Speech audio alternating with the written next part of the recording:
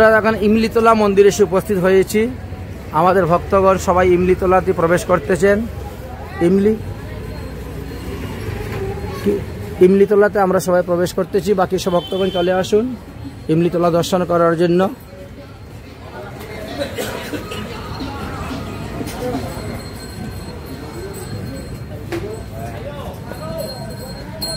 আসো।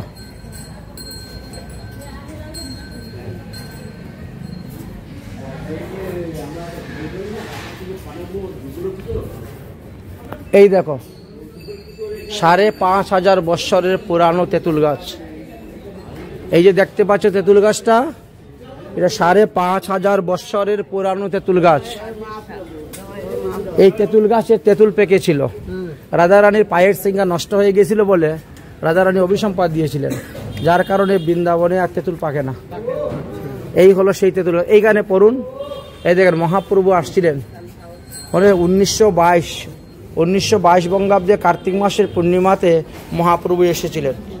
এদের এখানে দেওয়া আছে, দেখেছেন 1922।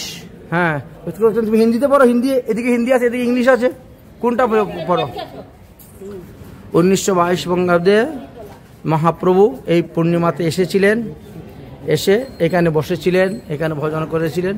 ওই যে তেঁতুল গাছের ডাল রাজবাড়ির দিকে পড়েছিল বলে তেঁতুল গাছের ডাল কাটতে গেছে, তার থেকে রক্ত পরে বেরিয়েছে তেঁতুল গাছের। ভিতরে যাও, ভিতরে গিয়ে ঠাকুর দর্শন করো, ঠাকুর দর্শন করে ফটাফট অনেকগুলো আমাদের দর্শন, কিন্তু আমাদের সময় কম, 12টা বাজতে সমস্ত বন্ধ হয়ে যাবে, দেরি করা যাবে না। যাও দর্শন করো।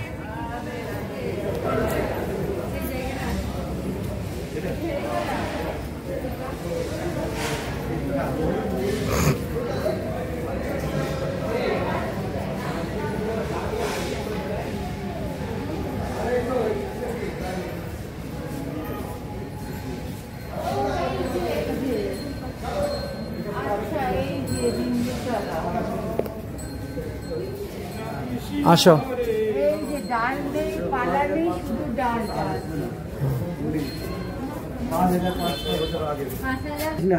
তুমি দেখো খুব রক্ত আছে,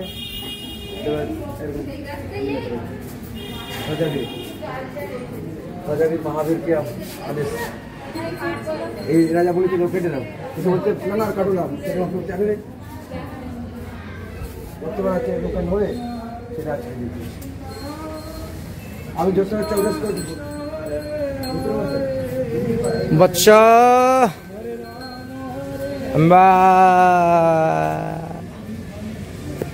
রাধে রাধে রাধে রাধে রাধে রাধে।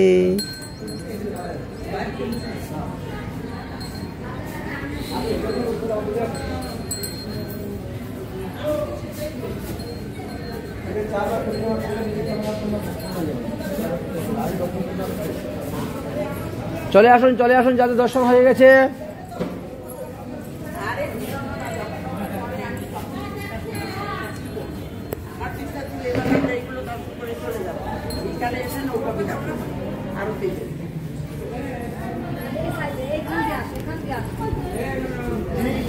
এদিকে আসো, আপনি যান ভিতরে।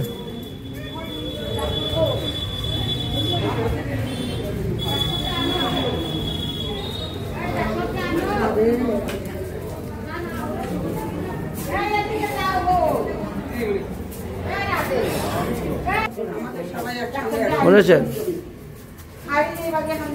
একজন লোক হারিয়ে গেলে 11 জন লোকের দর্শন, এই 17 জন লোকের দর্শন মাটি, কিন্তু 17 জন লোক এক জায়গায় বসে থাকতে হবে।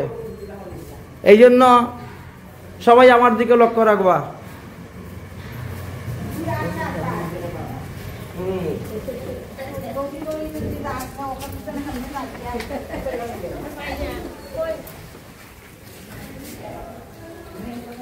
দেখেছেন ডাক্তারবাবু, ইমলিতলা তেঁতুল গাছ রাধারানী অভিসম্পাদ দিয়েছেন বলে 84 ব্রজমণ্ডপে তেঁতুল পাকে না এখন পর্যন্ত, সব তেঁতুল গাছে।